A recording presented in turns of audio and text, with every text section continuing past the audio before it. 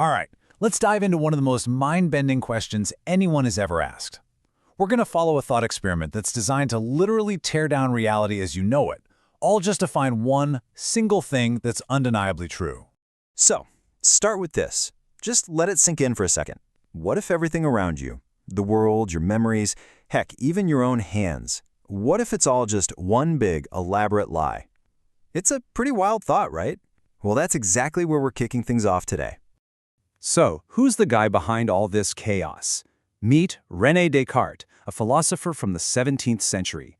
He had this realization that, a lot of what he believed was built on some pretty shaky ideas he'd picked up over the years. So he gave himself this massive, kind of crazy mission to just get rid of every single belief he had, to basically press the reset button on his entire mind. And this wasn't just some casual idea. Descartes himself said he felt it was an absolute necessity to just start over from ground zero. I mean, can you imagine the guts that takes? To look at everything you know and say, nope, it might all be wrong, and then willingly dive headfirst into total uncertainty. So here's the game plan, and it's super important. This isn't just random doubting, it's a strategy. The rule is simple. If you can find even the slightest reason to doubt something, you have to treat it as if it's 100% false. Chuck it out. The hope is that after this whole demolition job is done, something, anything, will be left standing. So where do you start a demolition like that? Well, Descartes goes right for the most obvious source of all our knowledge, our senses. I mean, pretty much everything we think we know comes from what we see, hear, and touch. But can we really trust them? Think about it. We've all been tricked by our senses. A stick looks bent in a glass of water. A building that looks tiny from far away is actually huge up close. It's a super simple but really powerful observation. Our senses get things wrong all the time. And this leads Descartes to his first major blow. He basically says, look, if someone has lied to you even one time, you wouldn't trust them completely ever again, right? Same goes for your senses. So, boom, the first foundation, sensory knowledge, is gone. We can't build on it. Okay. You might be thinking, sure, my senses can mess up with things far away, but come on, I know I'm sitting here right now. This is where Descartes cranks up the doubt to a whole new level. He shifts from questioning what we're seeing to questioning our entire state of being. I mean, let's be real. You've had those dreams, right? The ones that feel absolutely, totally real while you're in them. You feel things, you hear things, you have real emotions. And in that moment, there's not a shred of doubt that it's actually happening. And this is his next big move. If dreams can feel perfectly real, what test could you possibly do right now to prove with 100% certainty that you're awake? Go ahead, pinch yourself, look at your hands. You could just be dreaming you're doing that too. And that's the killer argument. There is no secret sign, no certain mark that can reliably tell you whether you're awake or asleep. And if that's true, then this moment, right now, this screen, the chair you're in, it could all be just a part of an incredibly realistic dream. And down goes another foundation. But hold on, even if I'm dreaming, some things have to be true, don't they?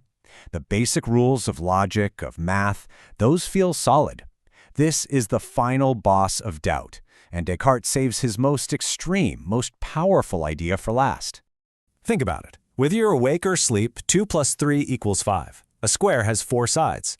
Those things don't depend on your senses or whether you're dreaming. They feel like bedrock. This has to be the one thing that survives, right? And here comes the final, absolutely terrifying twist. Descartes says, let's imagine a being that's all-powerful, but its only goal, its entire purpose, is to trick you about everything. He calls it the evil demon or the malignant genius. This isn't just a trickster. This being is so powerful it could reach directly into your mind. It could make you feel completely certain that 2 + 3 is 5, when in reality it's, 6. Or maybe numbers don't even exist. It's the ultimate weapon of doubt. So now, let's see what happens when we let this demon loose. With this final idea in play, everything, and I mean everything, comes crashing down. The outside world, the sky, the ground beneath your feet, the demon could just be beaming all of it into your consciousness like a movie. Maybe none of it is really there. What about your own body? The feeling of your own hands? The demon could just be feeding you those sensations. You might just be a mind floating in a void, totally convinced you have a body when you don't. In that last safe place, logic and math, The demon could be twisting the very rules of reason, making you feel certain about things that are actually total fabrications. And just like that, at the end of this whole process, we're left with absolutely nothing. Every single belief, from the most basic thing you see to the purest mathematical truth, has been thrown into doubt. The entire building of knowledge is just gone, a pile of rubble. So this leaves us in a pretty dark place, doesn't it?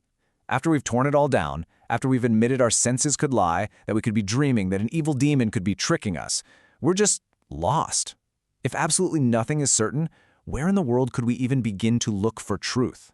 And that's the massive cliffhanger Descartes leaves us on, just before he tries to find a way out.